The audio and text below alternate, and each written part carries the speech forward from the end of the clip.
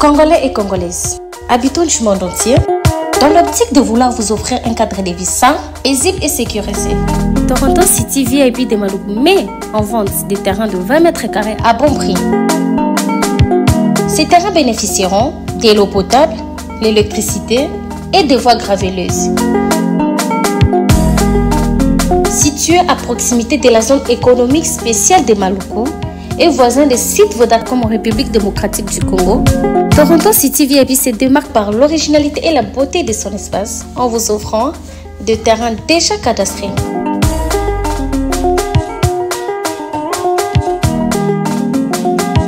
Biso Toronto City VIP de Maluku. Toza non loin en zone économique, pene ya cité Vodacom. Toza awana ba parcelle il y a 20 mètres carrés na talo malamu. Possibilité de paiement cash ou par échéance. Pour plus d'informations, contactez Papa Willy Mafoula au +1 905 730 1540.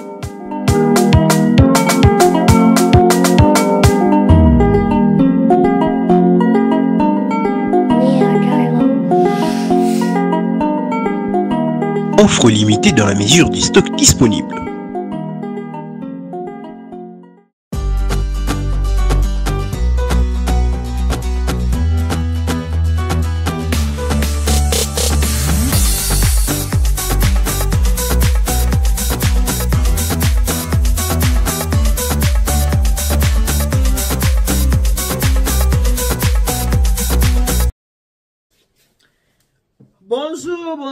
Bonjour. Mbote mingi na bino situba bolinga ka maman Elia Nitu. Na pesi mino ba mbote ba ebwe ma vimpi muko wazima. Est-ce que vous allez bien? Boni bilo bande konanga boza bien. De mon côté ça va, tout va bien par la grâce de Dieu. Nzambe ya mawazo ba telekimi ezali. Et vous de votre côté c'est comment faites-moi ça va si vous allez bien? Na linga mingi koyeba ko sepela ba yebanga bande konango ba linga ngaso ba malamu sala ngesengo mingi parce que na bike bino ndabo muninga boye. Boyebi ke maman Nitu azabia. Na tongo ya lelo eza ndeko abenga mama Nitu na moni oto mwa mikolo yo bungi boende ni miss na ngese pelaka mingi soki eza komona yo nde na yo kaka esengo kamata ba bizu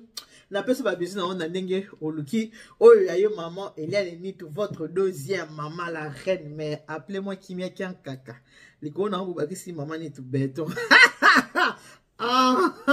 na la bagaso ko za mutakanda ko tala ngai te po ko sepela na ona ngai te so mo ko za mutakanda ko tala ngai te po sepela na ngai te so po muno za mutaketo ko tala ngai te po ko sepela na yo na ngai te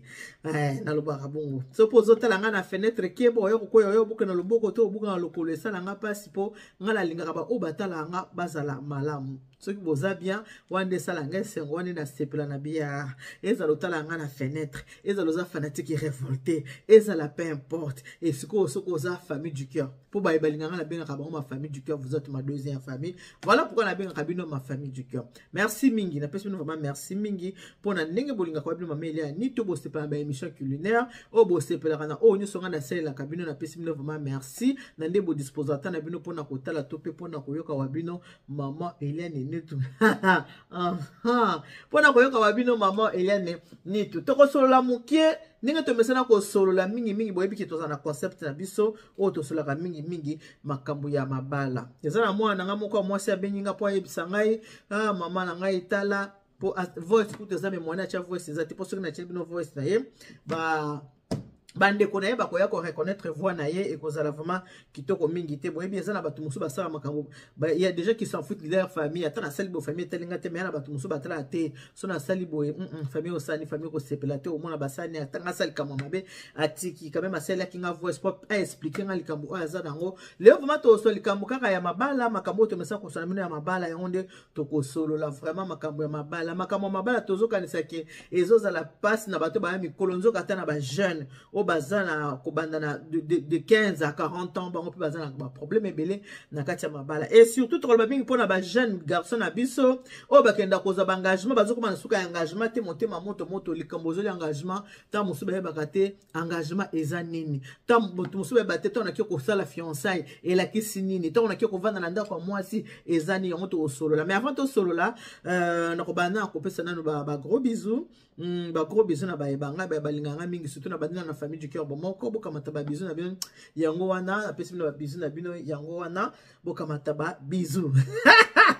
Wow. Des gros bisous à toi, Lauriane Mouite Malolo. Comment t'as ba bisous non yango wana? Ba gros bisous na grand prêtre mère.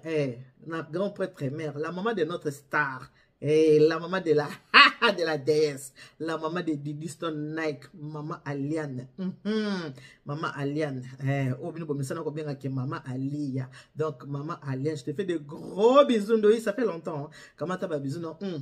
De gros bisous, non, yango wana, et je fais de gros bisous à ma star, Didi Stone Nike. Boyebi que moi, naza nominé, kuna na kati ya mboka na biso ya Côte d'Ivoire. Na Côte d'Ivoire, kuna moi na aza nominé. Alors, quoi, moi naza nominé, bino ba yebote la kama maman ele anitu, bino ba yebolinga kama maman, bino ba yebo sepela. Quand on a boire le temps, maman Denise, respect à la première dame de la nation congolaise. Maman Denise Nyakiro Tshisekedi, bah respect. Et on a sous na pesos bah bisous. La ministre de mine, maman Antoinette Samba Kalamba, il me respect maman. Zachary Bababa, c'est honorable. Le bien comme carnet d'adresse. Honorable Zachary Bababa, c'est après ça, surtout maman Ogi, maman Ogi, si comment t'as bisous, Christiane Boumbika, je t'aime, je te fais de gros bisous, bisous na bino surtout, Vivi Colette Wingi, comment t'as bisous na yo ya nanga et je n'aime bien, je te fais de gros bisous pour moi de mon cœur, comment t'as bisous. Bon comprendre ça fait longtemps, bobi que mon ninga été, boka nga moté ma poninga na pesa bisous boy na ya mette nanga bata papa et de diva kana kamata bisous. Na bana ba ke moi na biso aza nominé kuna na Kora. Didi Stone Nike. Donc, bon voter massivement, bon voter. Bino ba eboza abonné na Hélène Nitu TV. Na sengi na bino bo kende ko voter Didi Stone Nike. Bo kende ko voter, bo voter vraiment Didi Stone parce que aza nominé kuna na Kora. Na mboko na Côte d'Ivoire bokende vraiment ko voter na kanisa ko sela bino mo extrêmement ko boye na émission haute na émission ko ya ko lakse bino ndenge ni faut ça faut ko voter ato voter 10 fois ato voter 20 fois yo kaka ba mama obolinga mama ile ani tu bino ba eboza ko talanga na yebi ki bana bazana kati banda ko na yebi ki bana pe balinga ka Didi Stone makasi bo sala effort bo pesa bana kutu ba lakse bino ndeni boki ko sala pona bo voter awa toza ko kende mikoleza ko poussa na déjà donc là déjà toza le 30 janvier le biso nzamba nous commis le 1er février na mois de février ça na bateau babungisi ba Saint-Valentin bateau babungisi ba Saint-Valentin bazali belé mais c'est commis na mois de mars ezali na bateau oyo baza ko sala soirée ya mois de la femme alors ezana ndeko na biso o to bina kumbo ya la marraine tatou yi azo sala sapé soirée na ye ezana salle ya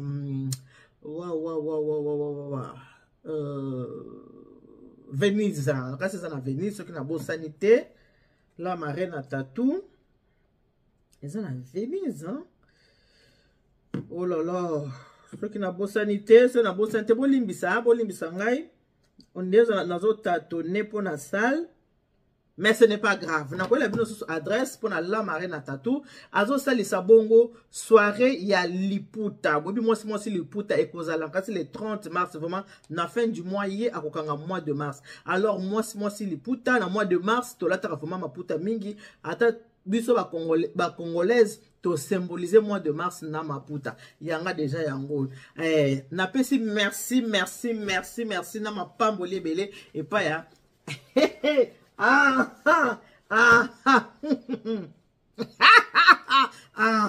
Ouais, on a déjà habité. Toi, il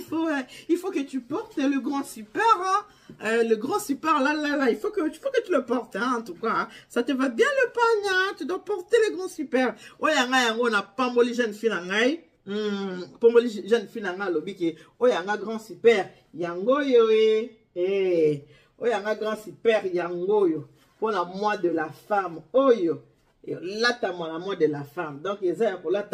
le 30 mars, kuna et pas la marraine à tatou, à sali soirée, na soirée balobi kaka maman nyoso ala taliputa. Alors n'a pas moli moi nanga, oya sali nini a pesinga grand super, ok?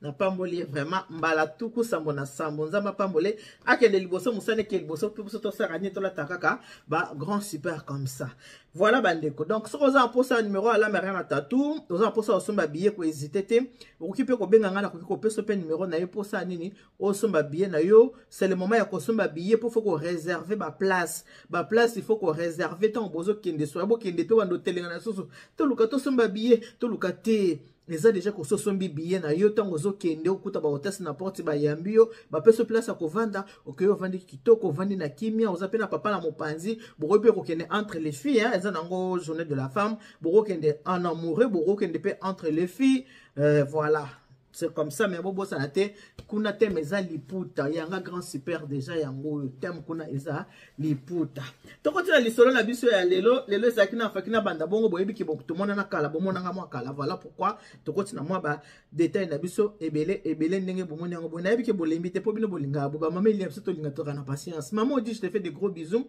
Bobo sana pete wenza na biso ya noisiel. Obo otu na mama ni tu wenza noisiel ezali wana. Ceux qui boye beaucoup tinga te boye ba ki mama odile aza wana. Tukana singa na bino ndenge bomesana ko ya ko soutenir biso bon continue toujours ko ya ko soutenir biso na wenze na biso ya noisiel wenze na biso za tout le mercredi vendredi et dimanche donc ndenge na za boye botala bomwenga na bo donc so na silis na bino awa nazoke na wenze ya noisiel na kinde ko sala musala ngande na mesana ko sala aza business woman ok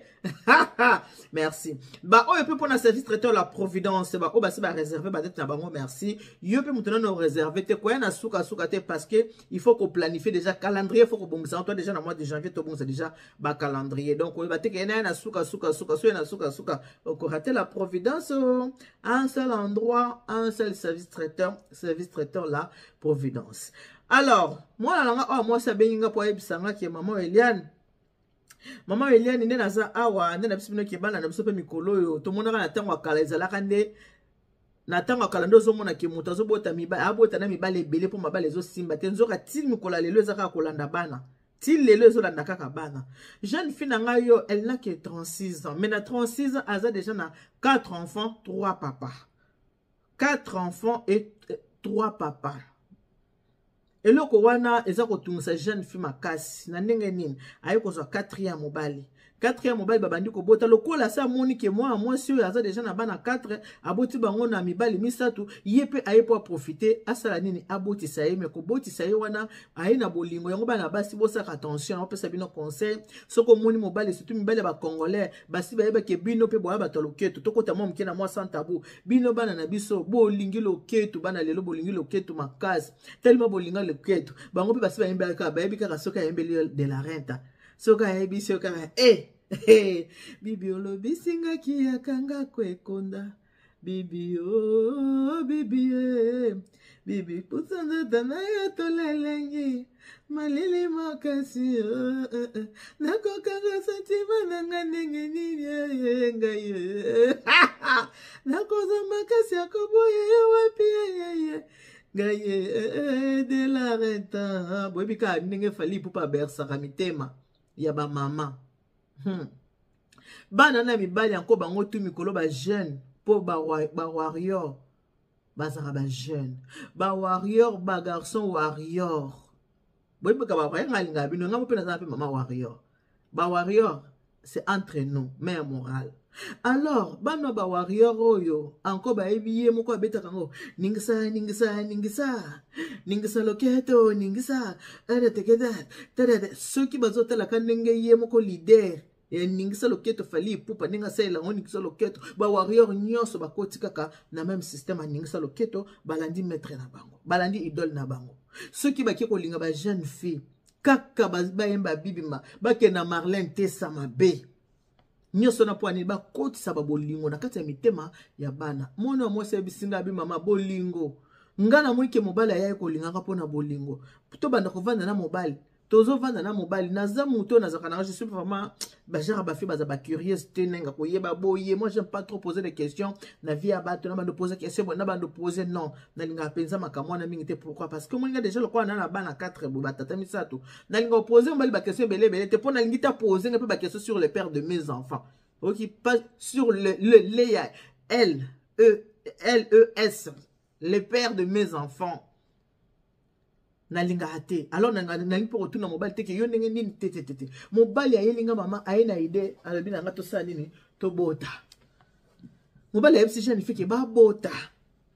o to bota mwana tala kaka ngane na zabo ina na boti te yo na sino lingio de choses na bana to bota bana abi mama loko na bota ki bana 4 na saki un plan na liboko ha na cheki un plan pona sa nini pona bota lisusu te so na komi na posa ko bota na ko longola mena mona ki bana 4 déjà plus na ko bosana na zaki na un plan na liboko alors ndenge zalaka mo na mobile bazo sakana mobile kana ko simba asante ki mo tonga wana na liboko tama santi tonga na liboko ebisi abia nzoka ndo yo chatonga poni yo chatonga ngana na posa to bota ngana na boti te yo déjà za na bana na za na posa to bote la nga mwana na boti na note nzoka ndaki na lokuta ke na boti ta bota déjà boyebi mobile ta boti mobile sani boyebi ke eloba mama makambo ke mwasa kufa na kobota me mobile kufa te na kocha zemi na kobota mwasa kufa me mobile na kocha zemi kufa te nzoka pasa bota na ye mais aboko yebisa mwasi te ka bota zolela mwasi ke ngana na boti te yo za na bana fosa nini obotela ngai pe bana botela ngataka moko lokoza déjà na 4 mona mwasi atala bi nazo tala mama nazo kaka motema kilo pona yake sama kamango ya kobota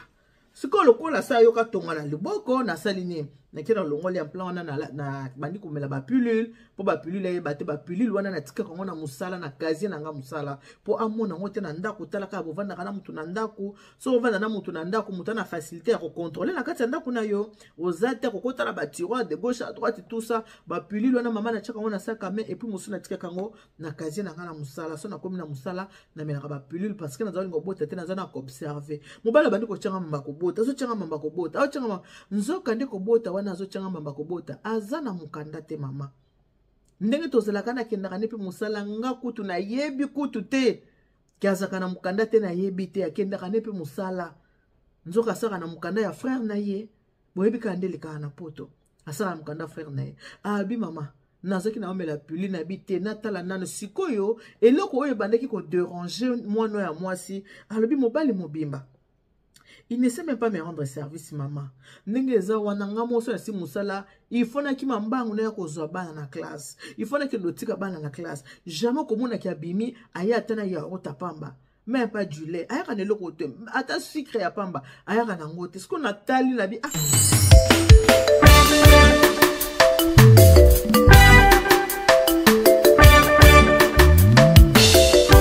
Service traiteur La Providence. Maman Eliane Nitou, toujours prête à vous servir. Des professionnels confirmés à votre portée, à votre service. La préparation de votre cérémonie de mariage, baptême, anniversaire et tout autre événement. Un service culinaire, la cuisine africaine et universelle, Loboko ya Maman, avec des mets variés, buffet à la demande,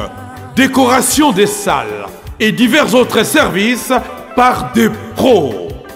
C'est la spécialité du service traiteur, La Providence, Maman Eliane Nitou. Un contact pour vous, les 06 15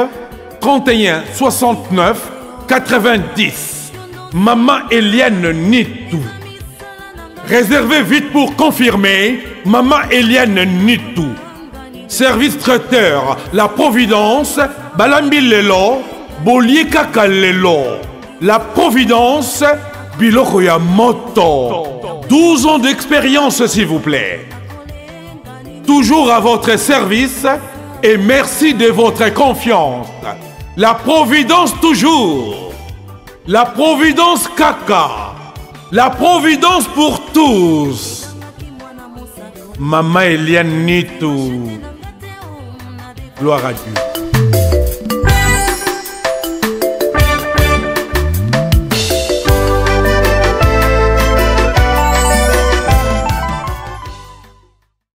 Mobali mobanga mtufona na lesa ye makamu nyonso akote pe ba yauta bana alie ba milk ba kelok sa zolia biloko yonso to ya bana zolia me ya somba kelo omote asombaka eloko akolia te menga nazo pese nzoto tozo vana asomba keloko te amoureuse que je t'aime maman na ebisio son habit qui amoureuse que je t'aime parce que là elle n'est plus amoureuse amoureuse que je t'aime maman na ebisio dans moyen te mais quand même nazo constater ngana na bana na lamba ka baloso ba madeso bambika ba pondu nyo soto aliaka me ye to kosuma ya uta pamba pona bana somba kate ata kozola ngata bana na classe fonga mona sisa na kima na kyozo aranda ngata service monte muko muso na 25 abi papa yo nengo zabo yepenza ata lipa ya pamba ata ba pendemi oezaka nango 1 euro moyenne 0 ata ba pendemi osomela kata bana tata ya otite o me voilà pourquoi ngala soto bota parce que ngala lokwa na boti na ngate makamona ko s'occuper na bana ko sabo epona bana moke makamona ngana yebi angote omoni soki to boti e ko permettre ngape na banda ko yeba ko somba ba yaourt ya bana ko somba miliki lokwa na bota na noté ba notion wana ngana na ngote moi sabi mama lokwa lobi bona sa nini nga ko amoureuse na yo kikaka mais kolala kolamuka abi fait un moment mobile ndenge bozaka bozana akomi kala ba mauvaise humeur akomi na ba mauvaise humeur so na lobi boy akatelinga français na lobi boy akatelinga lingala na lobi boy akatelinga ko katelanga ka ko katelanga maman Suzanne Amine tu me manques, je te fais de gros bisous. Ma titi l'angolaise la fille de ma mère.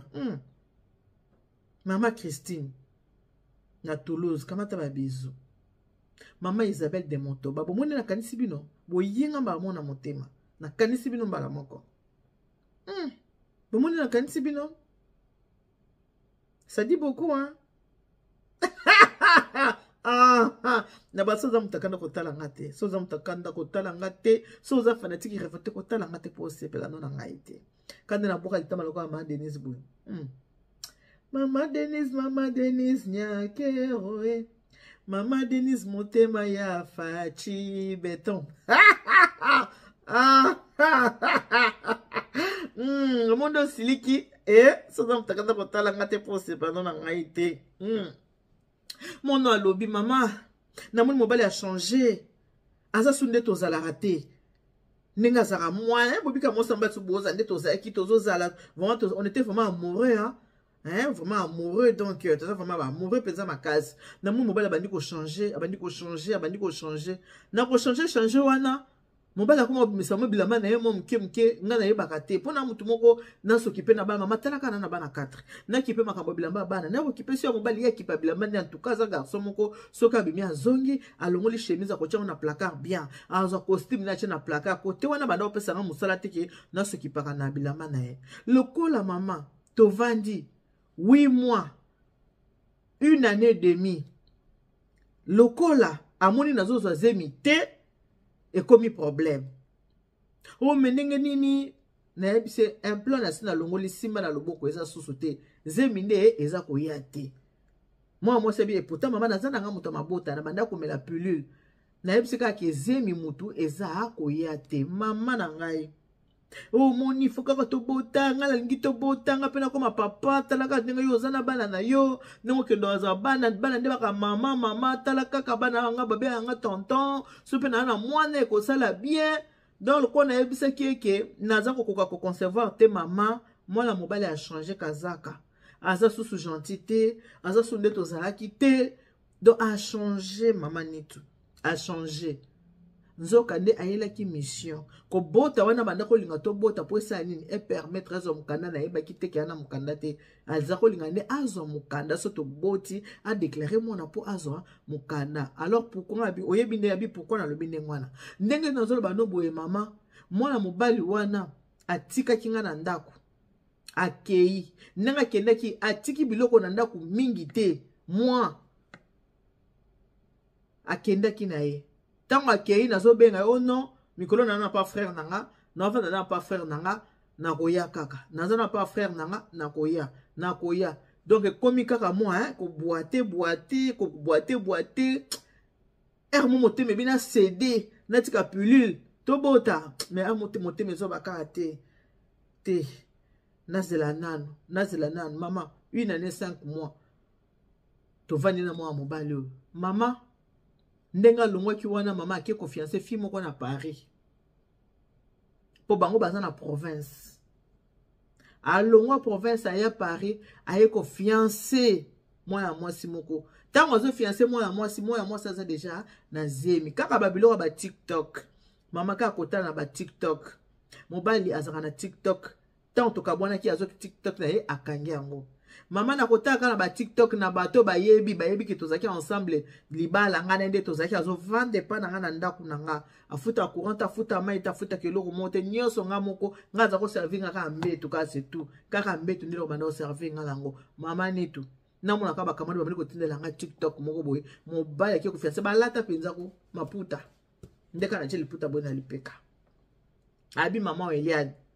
mobile a fiancé moi si déjà comme moi libo moko vimba au moins ki moi ça ne bandelia grossesse ngana bébé allez ba kamadi pe bandi ko bimisa ba secret bon moni na ka ndenge ezalaka moi c'est ce qui obeba na mobile osani obenga ba kamadi na mobile na yo po ba meka kotala likamu na bino ezandenge nini ba ami intime o ba partage na mama makambo ebele